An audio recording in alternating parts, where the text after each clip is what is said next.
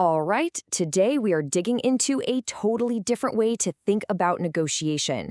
It's a structured, three-part framework that's all about preparation, not just persuasion. This is how you take control of the conversation before you even step into the room. So let me ask you something. When you picture a master negotiator, what do you see?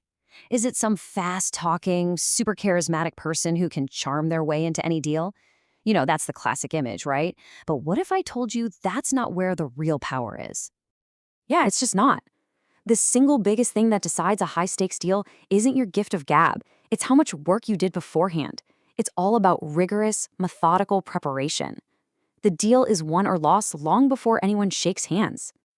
So what we're going to do is break down a super effective three-part framework. We're pulling insights from a top professor, a former hostage negotiator, yes, really, and a master of building consensus. By the end, you'll have a real playbook for your next negotiation. Okay, so here's the plan. First, we'll cover the numbers. This is your anchor. Then we'll dive into the psychology of those really tough talks. After that, we'll look at the people and how to build a solid foundation. And finally, we'll wrap it all up into a simple playbook you can use immediately. Let's get into it. So, part one is all about the numbers. This comes from George Siedel over at the University of Michigan, and honestly, this is the foundation for everything else. If you don't have this down, you are basically just guessing. Siedel lays out 5 numbers you absolutely must know before you even think about starting a negotiation. You've got your BATNA, your reservation price, your target price, your stretch goal, and something called the ZOPA. Let's unpack a couple of the most important ones. First up, BATNA. And listen, if you only remember one thing from this section, make it this one.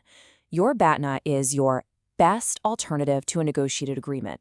It's your walkaway plan. This isn't just a plan B. It's the source of all your power and confidence. And then we have the ZOPA, the zone of possible agreement. You can think of this as the magic zone. It's that sweet spot where what you're willing to accept overlaps with what they're willing to give. The whole game is about finding that zone and landing the deal right in the middle of it. Okay, so how does this actually work? Let's look at a real-world case. There was this US cloud consultancy, and before they went into a big negotiation, they did their homework. They found 2 other solid partners who could be their BATNA, and they set a really ambitious stretch goal, 15% over the going rate. So what happened? Well, because they had that rock-solid BATNA, they could negotiate from a position of strengths. They ended up closing the deal at a price 8% higher than their original target. It just proves that when your strategy is built on hard numbers, you're the one in control. So here is the big takeaway, the pro tip for this section. Physically write down these 5 numbers. Have them on a piece of paper in front of you. They are your North Star, and they will keep you on track, especially when things get heated or complicated. All right, you've got your numbers locked in, so what's next? Well, now we get into the psychology of it all.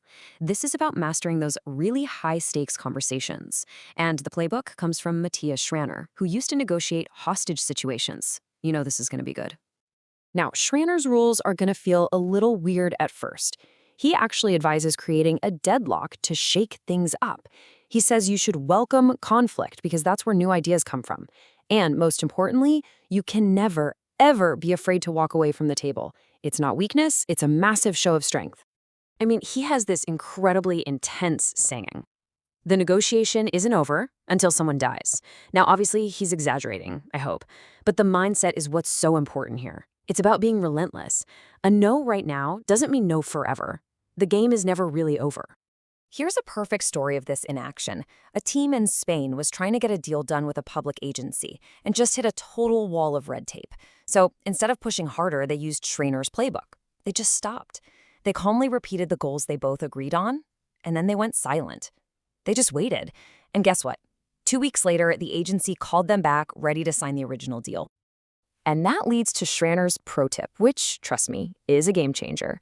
Get comfortable with silence. Most people absolutely hate it. They get nervous and just rush to fill the dead air, and in the process, they give away all sorts of information and concessions. You need to learn to use silence as a strategic tool. Okay, so we've got the numbers and we've got the mental game down, but none of that matters if you can't get the people on board.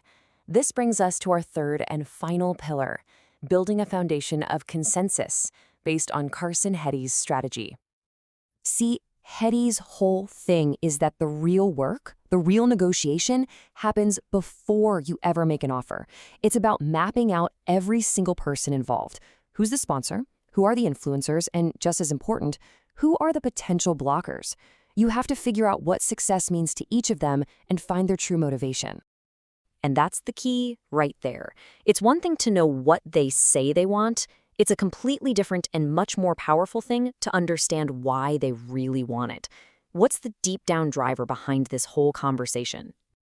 This story about a Microsoft 365 migration is just perfect.